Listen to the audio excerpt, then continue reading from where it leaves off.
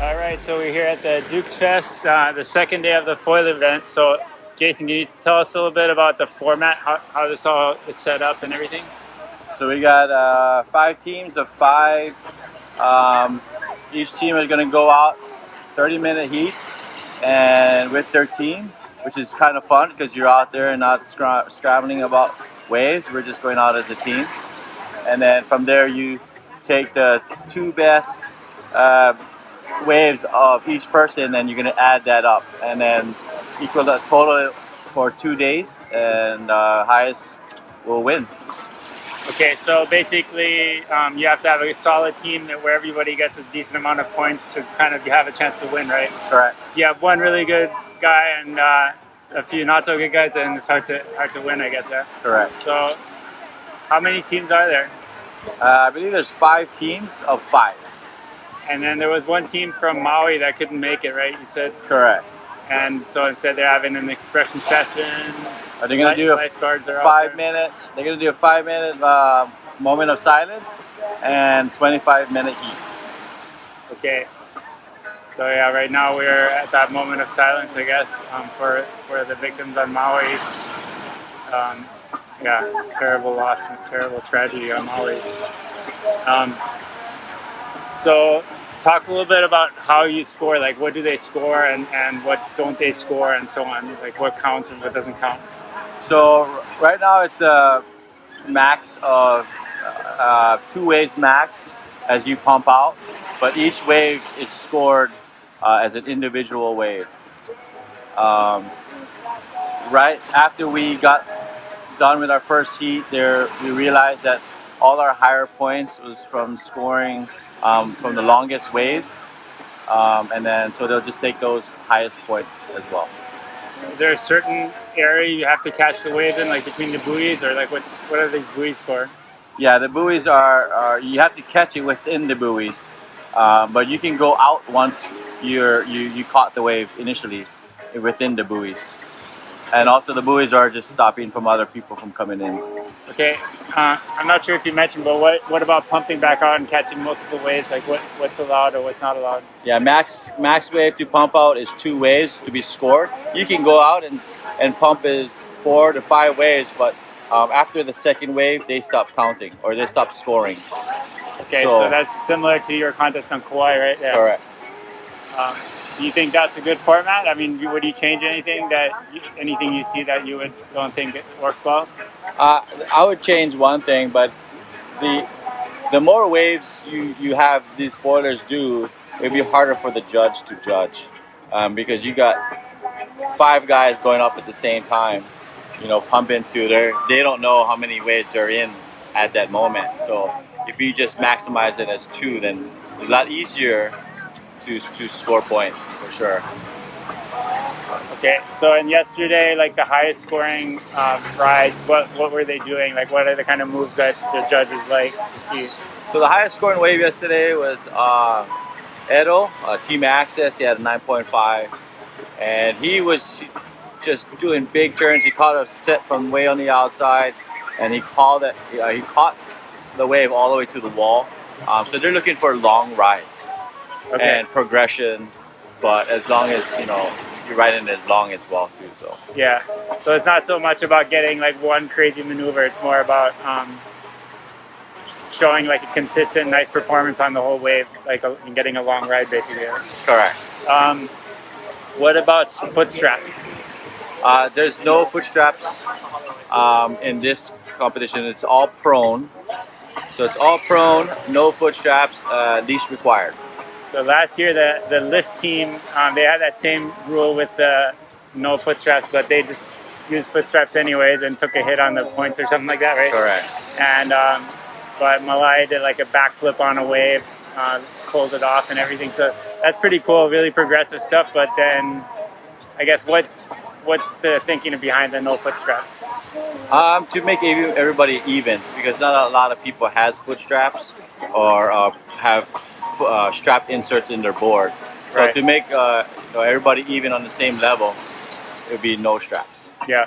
And do you feel like having no straps makes it more like more of a surfy feel, or like it gives it like more of a surfy feel versus foot straps? No, not necessarily. I think it's more entertaining for the people that don't foil, or the people that do foil, that knows the difference between straps and no straps. Straps is more technical per se than having people or foilers on straps. Yeah, especially prone surfing where you have to basically pop up or stand up on the board, get your feet on the straps, and catch the waves all at the same time. It's correct. Really technical to do for sure. But then I guess you are more connected to the board and can do stuff that you can't do without straps, basically, like especially aerials and stuff like that. Correct.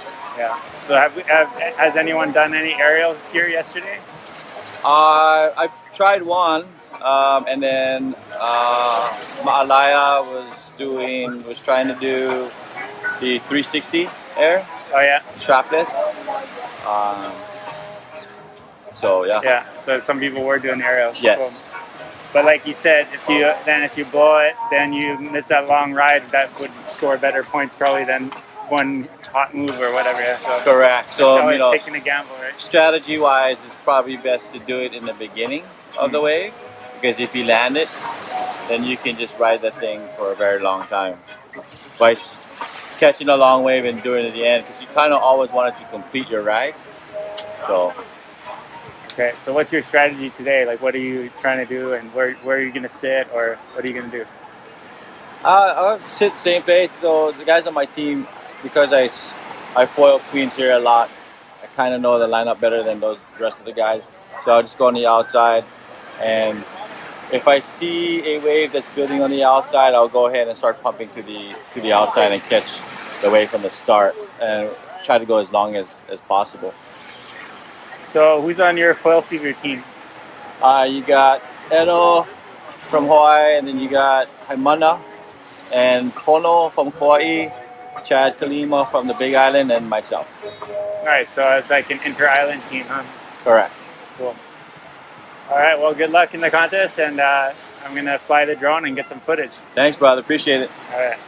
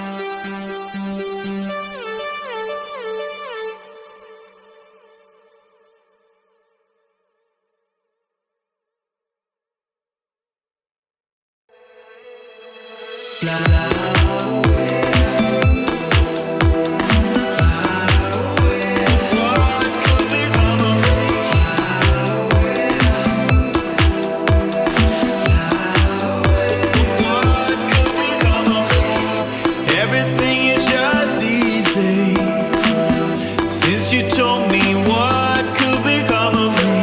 I put together all the pieces, and now it's time for me to fly away.